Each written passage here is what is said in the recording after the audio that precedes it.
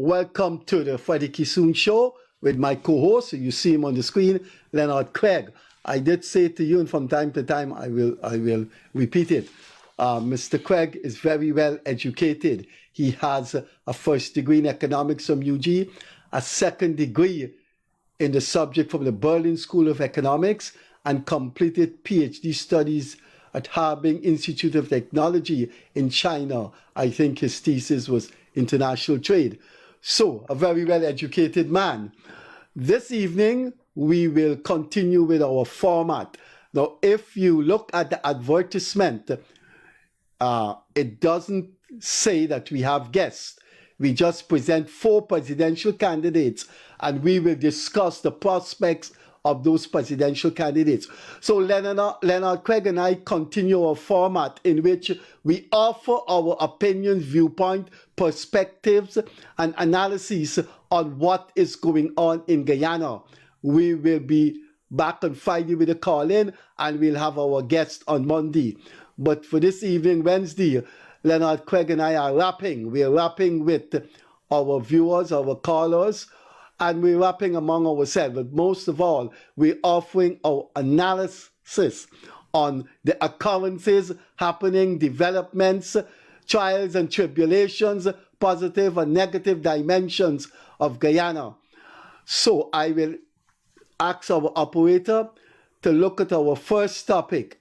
If I'd like to have Leonard Craig. We already heard Craig on this subject, but the budget debate is on, and we're coming on to election. So, operator, put this lady on the screen.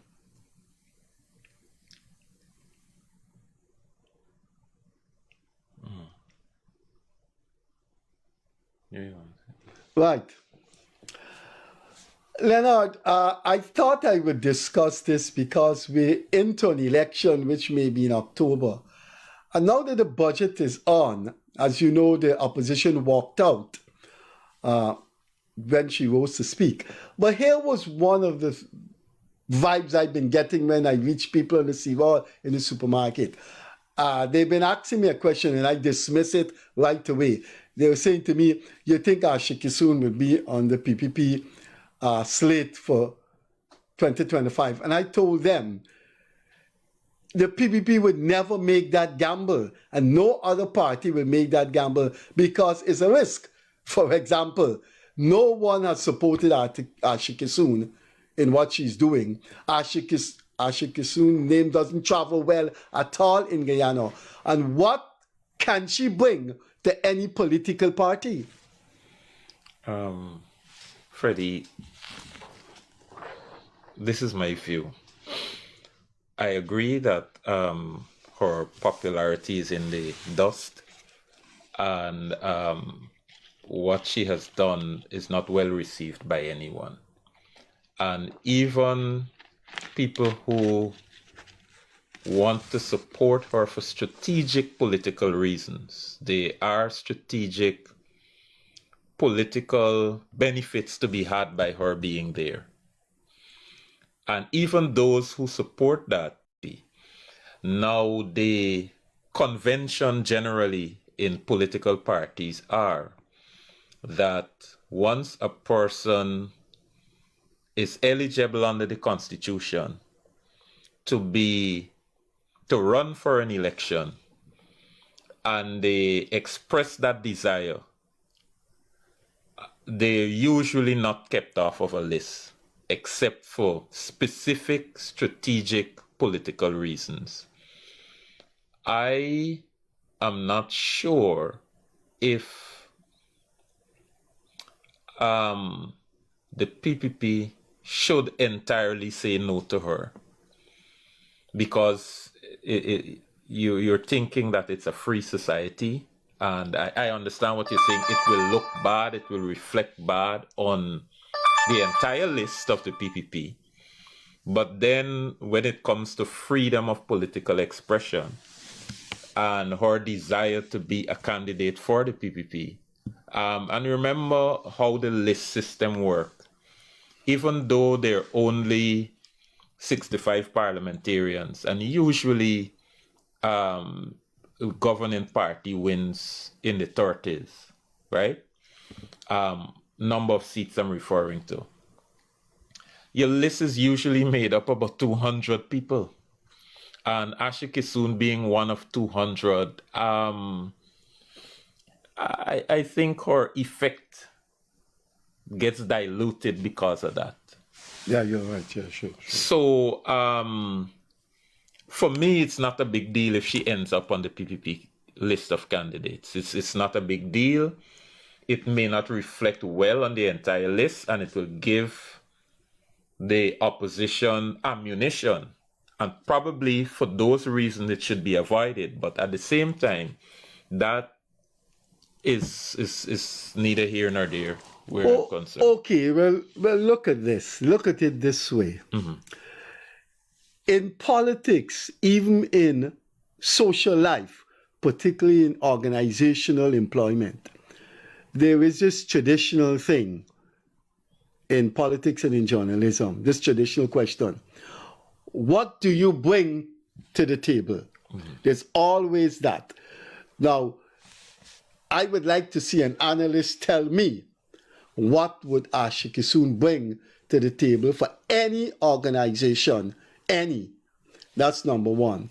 Number two, why would in a list of 200 selectees, in a list of 200 selectees, which would be narrowed down to 65, why would you choose someone that, A, will give the opposition ammunition to shoot at you, when 199 other selectees will be a difficult target for the opposition?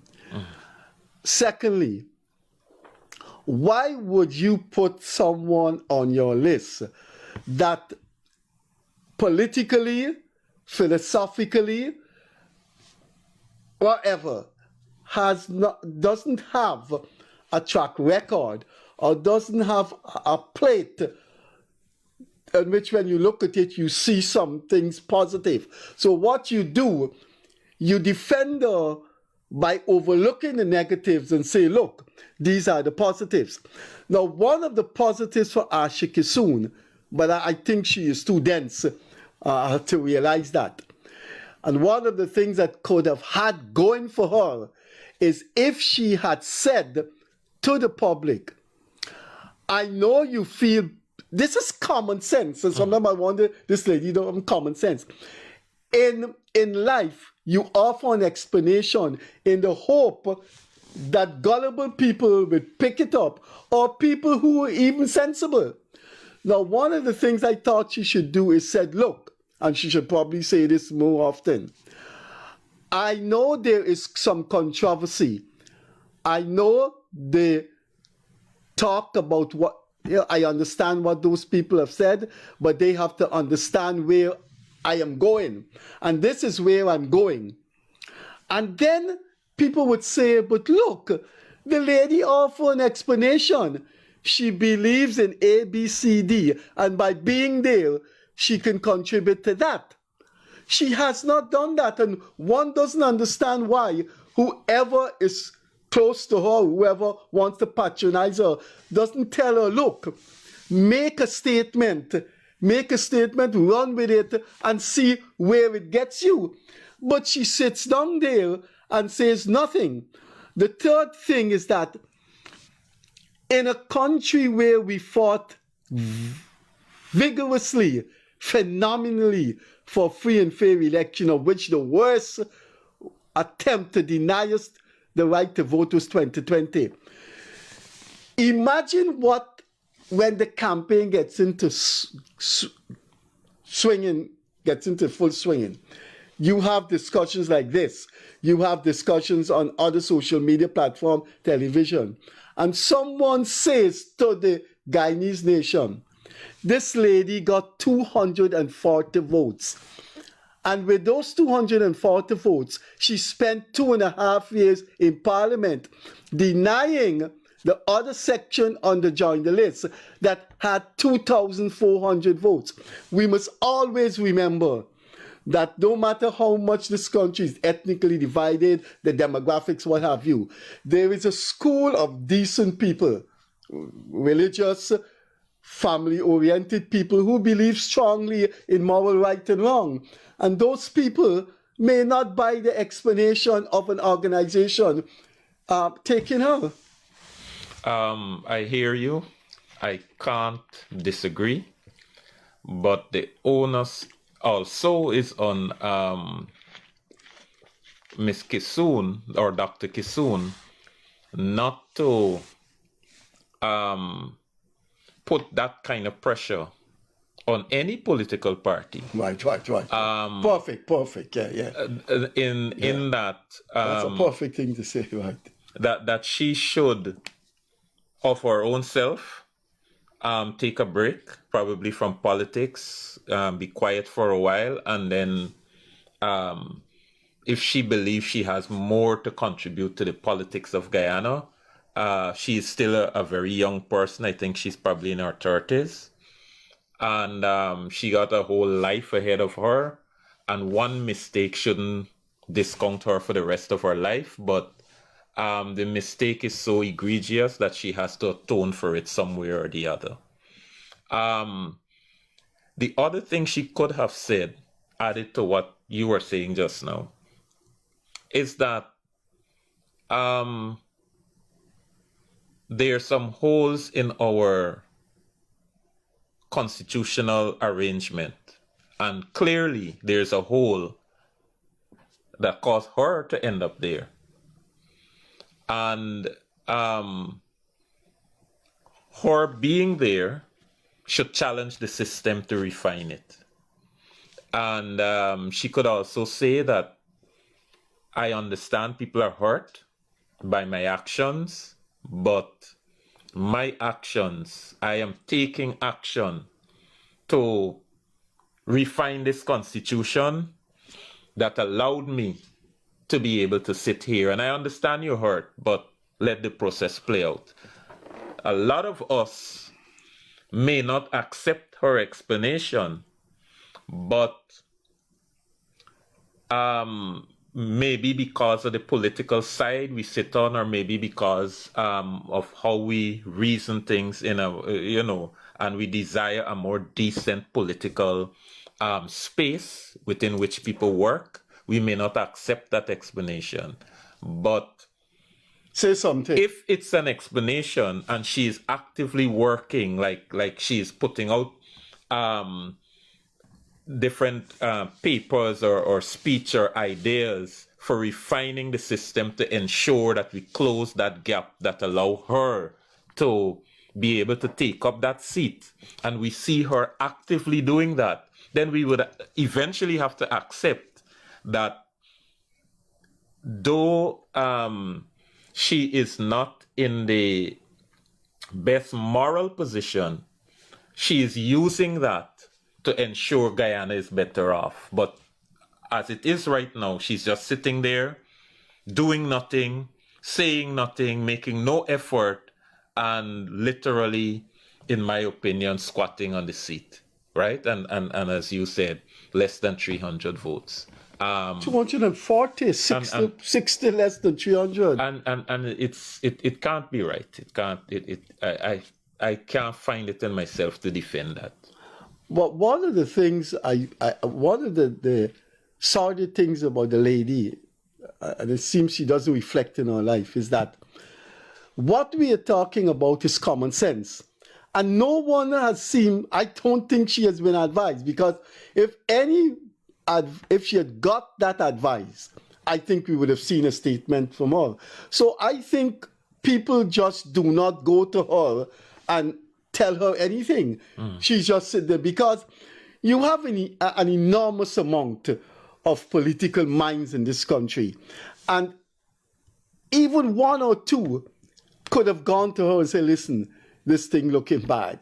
Listen, do A, B, C, D. But I think if they had told her that, she probably would have done it. But I don't think nobody's touching her. I think Parliament calls, into session, parliamentarians do their thing, she sits there, Parliament is over, the PNC, PPP colleagues gone their own way, Parliament reconvenes, the PPP, PNC people, they do their thing, and they're gone. And I think they just expect her to sit down there. What that is so. Anyway, do you know Simona personally?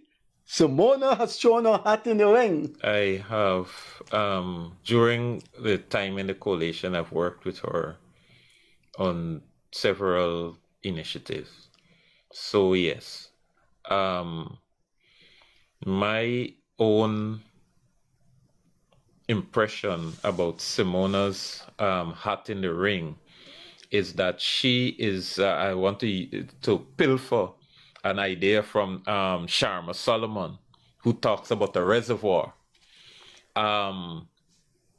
She's dipping from the same opposition reservoir. I don't think Simona possesses the political attractiveness to those who support, who are inclined to support the government. And her party would have to come very strong with a broad base slate and all of that to even pique the interest of people who are inclined to support Irfan Ali's government.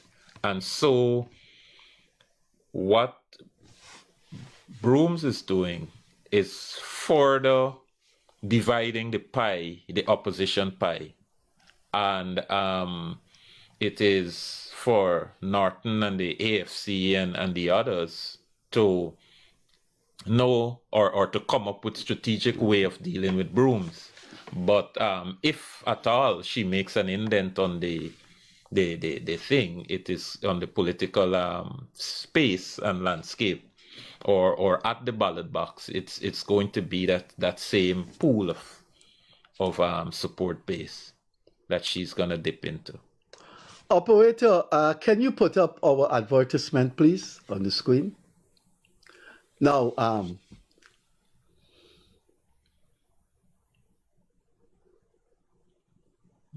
Go ahead.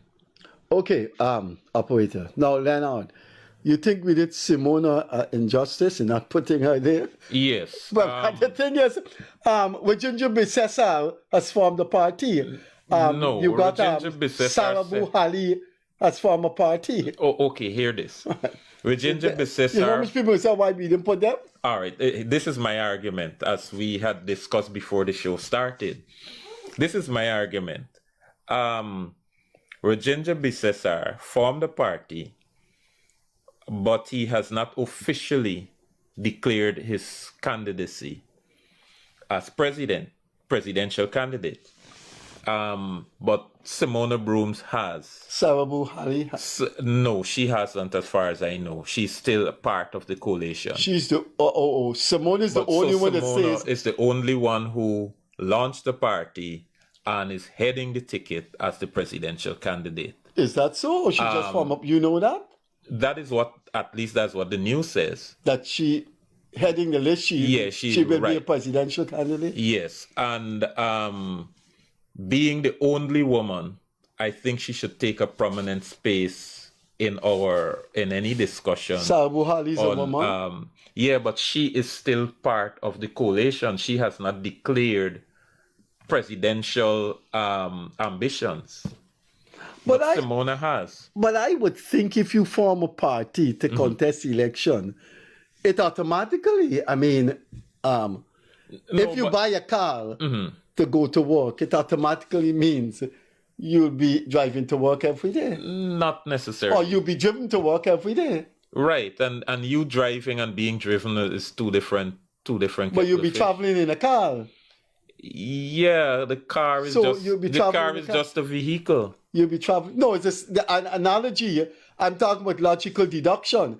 The logical deduction is that you will now be in a car. Yeah, but so the logical deduction is if you head a party, you can be the president. No, it doesn't fit in this case because Sarabo Hali, the moment she formed the party, she entered the coalition. Like literally the moment. So, and she has never declared presidential ambitions. Never ever. I've never read it anywhere. I know her very well, and she has not mentioned it. So So to me, it's something different, and because Brooms is the only woman who has declared her candidacy openly, Brooms is a lot more popular than Sarabo Hali and all of that. I think she should have a place in any discussion on presidential candidates. That's just my opinion. She's might even be more popular than one of the names, at least one of the names on that list that we have, Dr. France. She probably would be more popular than him. That put that list back again, operator. Could you put that list back on? Is the operator even in his Yeah. seat? Is he? Okay. What I wanted to ask is that is she more, she may be more known than Dr. Mark France, but since she became leader of ANUG, and ANUG is generally seen as a middle class party, people would have known him by now, wouldn't they? Yeah, but I know Simona's been around a long time. yeah, but the people who would have who would take note of him are the middle class people Yeah. thing, but most working class and not only middle class people vote, but most working class people and middle class people would know Brooms. Simona, and she was a And deputy beyond minister, that, wasn't she? yes, and beyond that, I read that Roshan Khan, I don't Senior know, or junior? senior, has made a Statement? Facebook post congratulating her. I think people have wrongly interpreted that to say that he endorsed. Knowing somebody personally I know Khan is a PPP. and congratulating them Yeah. is different from endorsing of them. course. For example, Nigel Hughes was at the opening of Simona's party. That doesn't mean That doesn't mean he endorsed. endorsed her, He showed her that courtesy. You were there? No, not at all.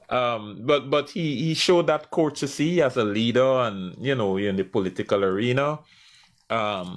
This is a time of calm just before war breaks, quote unquote, and it doesn't mean he endorsed her. You sung like the former Minister of Finance. He was addressing a meeting in Bartica, and he said, "War break." Oh, What's his surely. name again? Surely.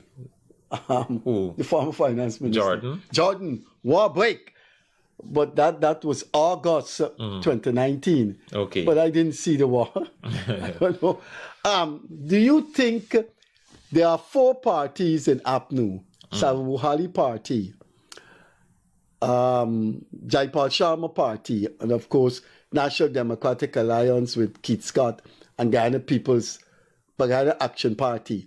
Do you think Simona will join and try to squeak in and get a seat in Parliament? Well, I could only go by what she has said. She's she going had alone. said there's a Demerara Waves article that the reporter interviewed her on the sidelines, like after the thing, and she said no way is she going to be part either of APNU or of the AFC, right? So my interpretation there is that if AFC does not go with APNU and they offer Simona Brooms to go together with her, she's not going to do that. Nor is she going to go with APNU, nor is she going to go with APNU plus AFC. So if that holds, because some of these strong statements have changed, because you remember just before the coalition between the APNU and the AFC. Dead meat? Yeah. Kemaraj Ramjatan said, no, we're not going. If we go, we only become go, dead we'll meat. become dead meat. And that was an extremely strong statement. And we know people walk back from those statements and so on. So Simona Brooms is now starting, and a lot of approaches will be made to her, I guess. And is my belief that there will be a rethinking, because any sensible person who understands the political landscape of Guyana will know that Simona Brooms can only dip from the fountain that, or from the cistern that AFC and APNU shares. And the people who are inclined to vote for Irfan Ali, there's nothing that I've seen as yet that is attractive that would be attractive to people of that persuasion. And so it would make sense, based on the question you asked, it would make sense for them to coalesce. But if she has, there seem to be some strong personal undercurrents going on in the PNC, Norton versus the West. So if this thing is so strong, already there's a big spat between Nigel Hughes and Norton. Norton said, look, the PNC Congress endorsed me as the PNC candidate. If there's going to be any other thing, I will have to be involved in making that decision. Good. Nigel Hughes said, no, there is no guarantee of a Aubrey Norton candidacy in a consensus slate. There's work to be done before we arrive on that. So we will come now to our advertisement. But I wanted to remind our viewers the dead meat statement you say was very strong. But do you know, could you remember this one? When the APNU, AFC, separately in the 2011 parliament, Nagamutu wanted the speakership. And this is what David Granger said. David Granger challenged Nagamutu's bringing catch of votes for the AFC by saying, and he called his name, he said, Charandas Prasad also did very well in Berbice. So he was saying, why you keep harping on Nagamutu, Charandas did very well too. It so turned out in 2015, Granger and Nagamutu became presidential / prime ministerial candidate, although Granger didn't want him for the speakership. You see, there are lots of things in politics that is convenience. So usually in politics, and a lot of Guyanese people are angry, for example, with James Bond and so on, and people who quote unquote switch across the floor. But people's Chase Green activism in politics, a lot of it has to do with convenience and what people believe they can accomplish sometimes for themselves and for the people of Guyana. And at that given time, where they can best accomplish that. And there are no permanent, the very few permanent political relationships, very, very few. They are sometimes, for example, I know in the AFC, there was a period of time when there was a serious falling out and the party almost split in two, literally. What year was that? There was a serious falling out between Ramjatan and Trotman over the presidential thing. Right, because remember we started by saying there would be a rotation at first, and then after that you open it to votes. And then when it was Ramjatan's time, Trotman made a public statement that, that wasn't set in stone and that people got to vie. And then a lot of the supporters in the party rose up in favor of Ramjatan and saying, okay, this is how we understood it as well. The legal language might not be that, but this is how we understood it. This is what we expected.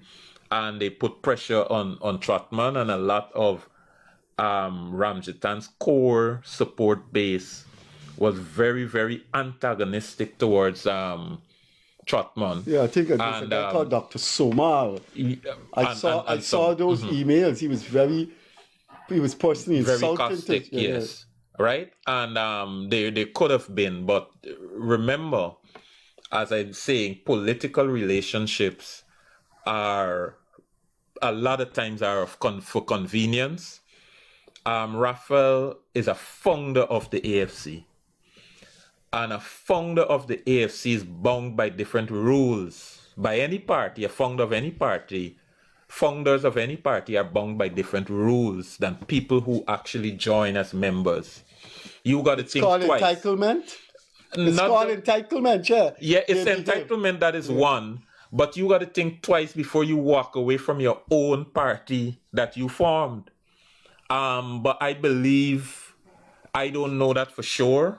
Trotman has never said it to me, but I believe Trotman was seriously considering taking a rest from politics for a while, and probably During that dispute in during Ramjatam? that. Yes, that is what I believe. I am saying again that Trotman has not said that to me.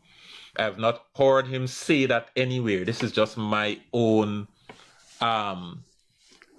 closely held belief that it really, really affected him. And but again, I'm saying he's not bound, and that convenience, that convenient rule that he was bound by as a founder, you can't just throw in the towel. There's so many people who grew to love you, so many people who expect your leadership and all of that, and you can't. And that is one of the conveniences I'm referring to in politics, right? Moses Nagamoto leaving the PPP to go to the AFC, for him at that time, was a move of convenience. I don't think Nagamoto fell out of love with the PPP that instant when he left. I think he still had a lot of friends and still had a lot of love for the PPP, but it was not convenient for his political career anymore. And so a lot of these things, some of these codes that we're bound by, is what I'm referring to as that convenience. Further, if we and so I think part of that is what Granger was speaking to. Nagamoto had just come from the PPP, and Granger probably was thinking, hey, this man just came in. He has not shaken. He came in because of convenience, obviously, and he has not shaken all that love for the PPP, and he might still have a lot of this residual PPP mindset in him, and we don't want to take that chance. I have heard one theory which said that Granger preferred an African person instead of an Indian person, because, for example, the AFC was adamant that we brought about a minority government. This minority government, and if you want our support in Parliament as a combined opposition, we are not settling for anything else other than speakership. And the PNC's hands were tied, and they're saying, okay, we're going to give you the speakership, but not Moses Nagamoto. And I think that is what Granger was speaking to. And again, Granger has not said this in public, in my opinion, in my hearing. I've not read it, but this is just an analysis I'm making, that Granger was evaluating that convenience that exists in politics. And more of our voters and viewers got to understand this concept of political, of convenience, and don't tie people forever to a party, either because of their race or because of their upbringing or anything like that. Give people that freedom to move around, and more if that freedom exists, Guyana can only become better for it.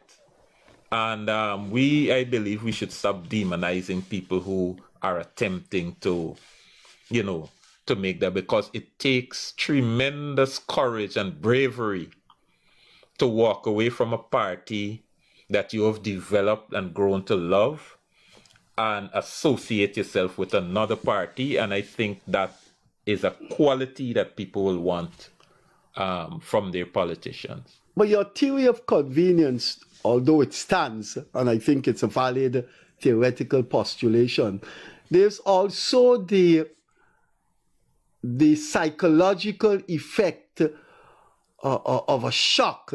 You call it a shock to the system, that people can leave a party because their whole ideological edifice, which contains mores, ethics, customs, just collapse when you see something in your party that went astray, and that aberration or anomaly is defended.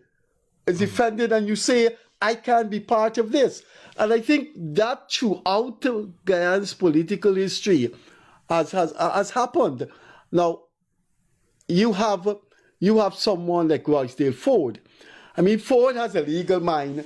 Ford was the legal man in all the election thing. And then Ford, like Vincent Alexander discovered, he running for leadership, and a ghost district now has 60 delegates. Alexander, when he was competing for leadership with Corbyn, discovered that the Working West branch on Durban Street of the PNC, which was abandoned, suddenly had 60 delegates. I think that thing just shocks your system, and you say, is this what I fought for this party? Like Roger Ford once said, they're criticizing me. I did all this work for the party during the election in conference freely. Now, when you give so much of your time, your legal erudition and all, and you see your colleagues doing some things that are just malignant. You say, no, I had enough of this. Now, we don't know why Simona Booms left. We know why Roysdale Ford left, because he sat down here. He left? Why he didn't contest the presidency, and I'm taking a low profile now. He explained here that there were irregularities, and when he brought it up, no one has an answer for it, and in turn, the reaction was to demonize him. Now, you could see how that can push one from a traditional party that they founded to leave the party. Maybe it hurts deeply. Yes, so that psychological position that you're talking about has to be accounted for, because organizations are like a person, in the law recognizes organizations and corporations literally legal entities. A legal person. And humans also attach similar sentiments to organizations, to symbols. You were with the PPP since you were a youth, and those three letters together, PPP, just means something to you. And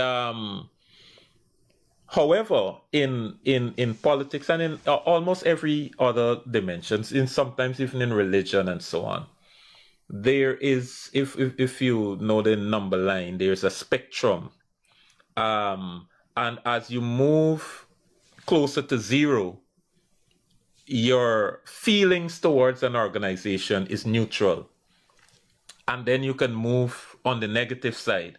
But as you move towards the positive side, your feelings for the group or the organization is stronger. And everybody who are members of the organization is somewhere on that line. Some people are strong all the way up to 100. Some people are at 50. Some people are close to zero, being neutral. Some people are on the negative. Every person who's in an organization is on that side. And when your personal choices, your personal beliefs, your personal moral, and so on, starts sliding more towards the negative side, it represents a moving away from the organization and ripping yourself apart from it. Even though an organization is going down the wrong road, some people will not leave it and some people will join, even though they know some of its actions are in divergence to their own moral or ethical position. And sometimes there's an explanation for that. And one such explanation is a person believes, one, over time they can make a difference. Two, some people believe in that the organization is bigger than the person.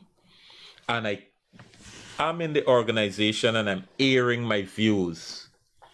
I do not air it outside in the public, but I air my views inside the organization and hope over time that the things I care about the most, that the organization changes for the better where those things are concerned. And when the organization no longer serves that expectation, I think people then move out. It is unfair, though, to each member of the organization to lay upon them the burden of every single mistake the organization makes. What I'm saying is that politics is a platform kind of thing. When you try to be a generalist in a political party, you get burnt out, you get distressed, and you don't last for too long. Just like in an organization, you have departments and kind of silos. You work together, but you're still in a silo. Here you are, accounts department, personnel department, and all of that. So if you're in personnel department and a corruption happening in human resource, right? Well, human resource personnel, yeah. And a corruption is happening in finance. You don't get up as a human resource manager and say, I cannot live with corruption, so I am going to leave the organization. That is not your area of activism. That's not your function.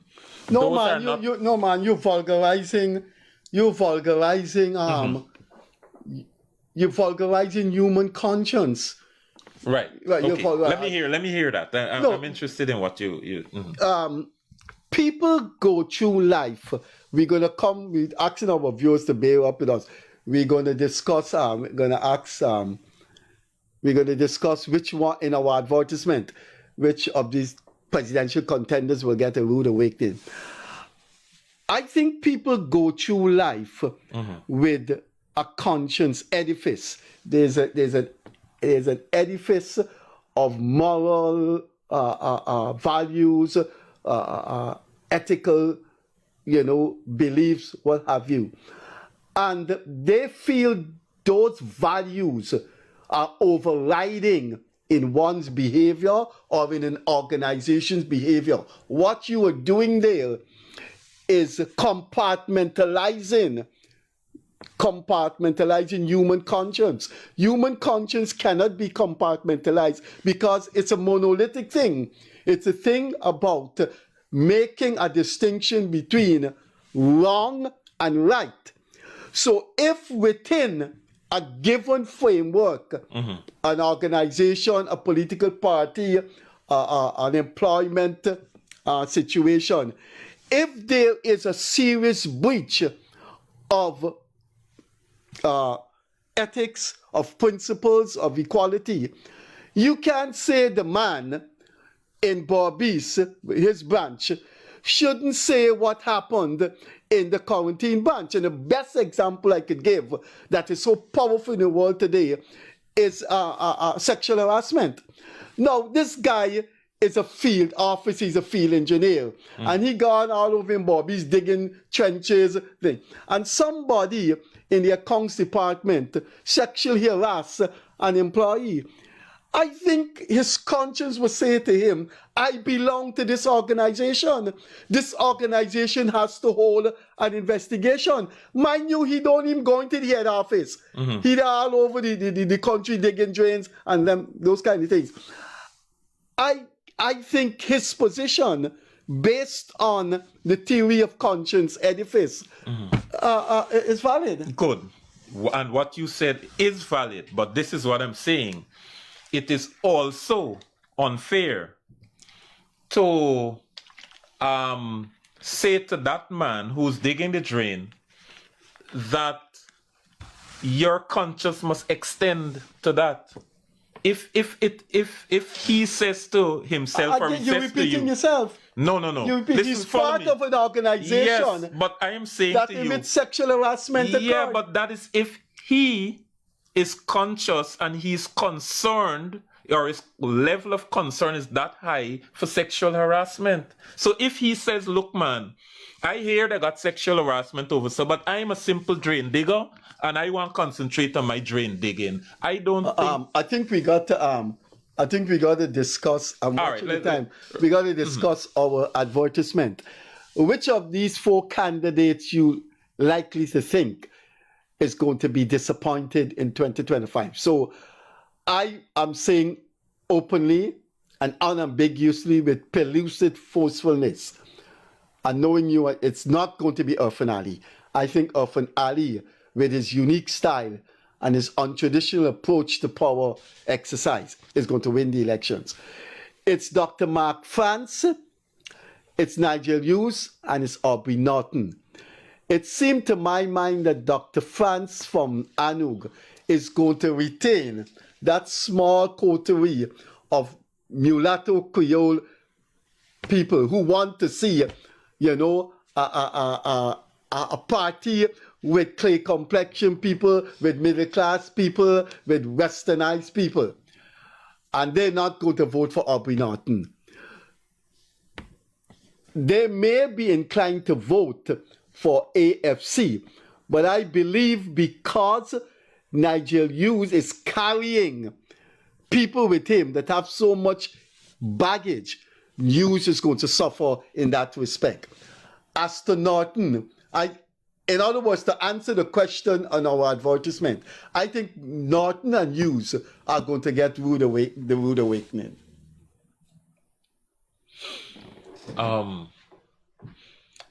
It depends on what are their realistic aims.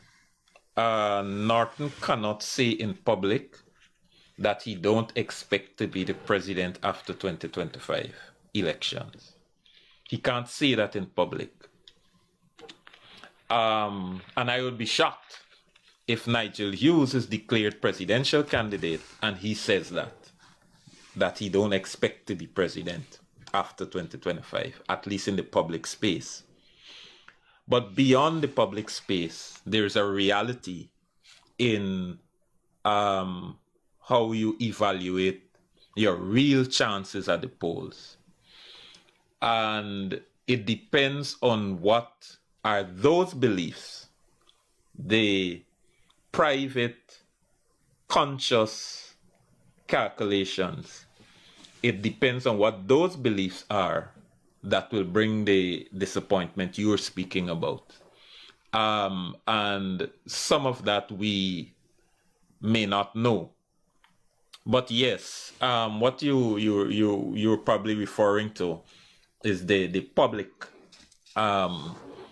expectation and the public posturing and so on. Maybe Dr. France will also be very, very disappointed. Maybe they're planning for 4 or 5 seats and maybe they barely scrape 1 or none. For them, that's a big disappointment. But the political evaluators and analysts may not count that as a disappointment because they may have already counted out France. But again, I'm saying I don't know why you keep leaving out Simona, because Simona might on her own get more votes than France. I don't know. But all I'm saying is that the level of disappointment has to do with those private, internal, reality-based calculations as to whether AFC going on its own, whether the leadership in the AFC actually think they can win 3 seats, 4 seats, 5 seats, whatever are their calculations. Currently, though, I think AFC is in a kind of dilemma whereby I think some or a large part of the executive leadership believes that AFC shouldn't and can't go on its own. And there's another faction that believes AFC should go on its own. And so there is that tug of war going on in the AFC. The ones I believe who don't want to face the electorate on their own are the lazy ones. They don't want to go out there on their own and work and earn their stripes. They want to continually piggyback on APNU or on the PNC as a thing, and live behind an agreement. And that is why the AFC did not go to the 2018 local government elections, because I believe that it just did not have the capacity.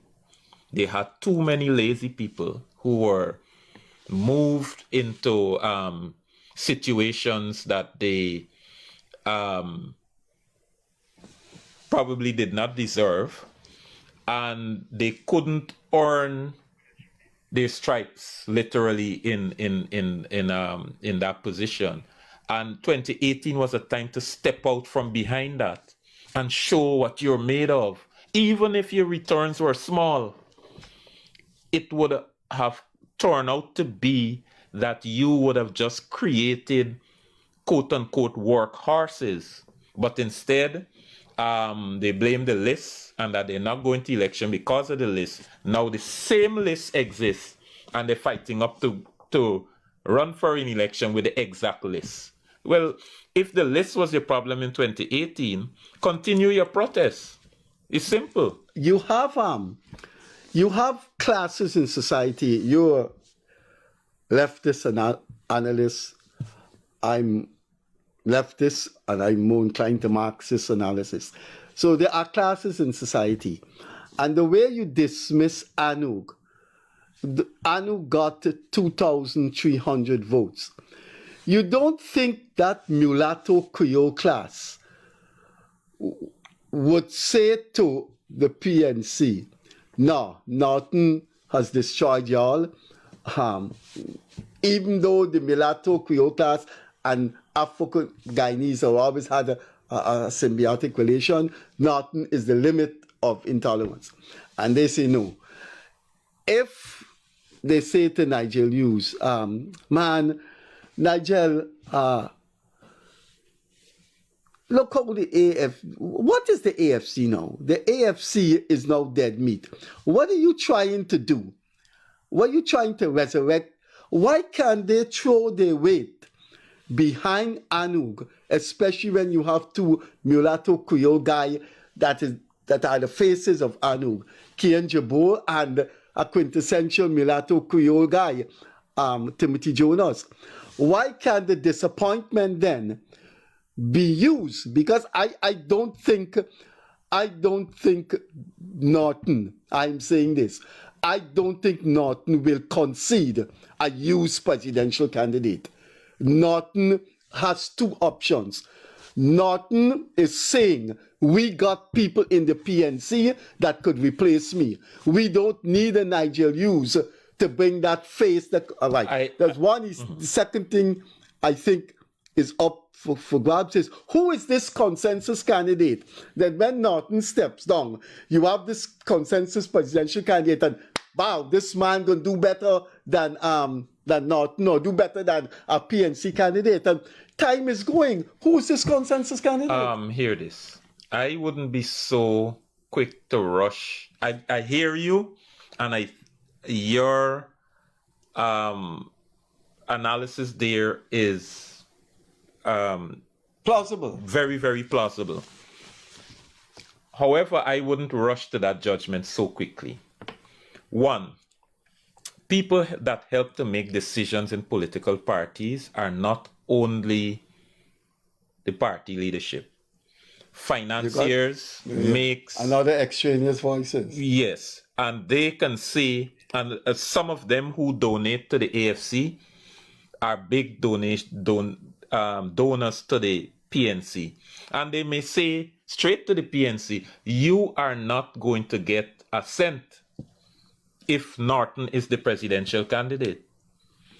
We are going to put money in this if this person is Nigel. And then when you look at your balance sheet and you realize that this pittance that we have, we can't go to an election with it. It could very well change that Norton would have to bring down his ambitions a notch. Or his ego. or ego, or whatever term you'd want to use. So for those reasons, I wouldn't jump to that conclusion, though it is plausible. But answer the question in our advertisement for our viewers. Which one of these four that you wanted Simona to be included? Yeah. So now let's imaginarily include Simona. Which one of these five leaders will get a rude awakening? It's not going to be a finale. So which of these four? I think if Norton and those who are supporting him do not come down a notch to allow for another person to lead a broad-based coalition or whatever, the person who's going to be most disappointed or most disadvantaged will be Norton. I think the PNC will lose big if all these parties run separately. That is my belief. I think the AFC, and again, I always say on this program, do not underrate political machinery. AFC still has remnants of a political machinery in every single region, and that counts for something. I did not necessarily totally dismiss ANOG, but I will not put them at that level because they simply do not have that political machinery that AFC has. And that political machinery by itself, even with fractured leadership, sometimes works. And I am not ready to discount that. And because of that, I believe... You are not ready to discount that Hughes may lead a consensus candidacy? I am also not ready to discount that. Right? And I'm saying that AFC itself may not make it work. But even when you look at even the overseas chapters who bring in a lot of money for the PNC, even the people in the overseas chapters are saying, we don't think Norton is our best candidate. And those are the things that can end up. But one of the things that the program is coming to an end, as I wanted to bring my chronicle column to argue if Norton is not electable. Why is Hughes electable? Are you saying that, good, Norton's gone, Hughes is the consensus candidate? Are you saying that people who would not have voted for Norton would just say, look, Nigel is a better man. let's give Nigel a chance. I'm asking you if, with you as the consensus candidate, people who would not have voted for Norton would now go and vote. I believe so, yes. I believe so. And so therefore they're putting their assurance in use. You know what is wrong with that? Yeah. You know what is wrong with that? We are 8 months from the elections. You know when the elections are won? The elections is won 3, 2, 1 day before, as you saw in India. When PNC leaders go on that platform and tell people, where was Nigel Hughes? Why should Nigel Hughes become the president of Guyana? We were in the trenches. Hughes quit politics 3 times. Those are when those sermons resonate with people. But those sermons will only resonate with the base.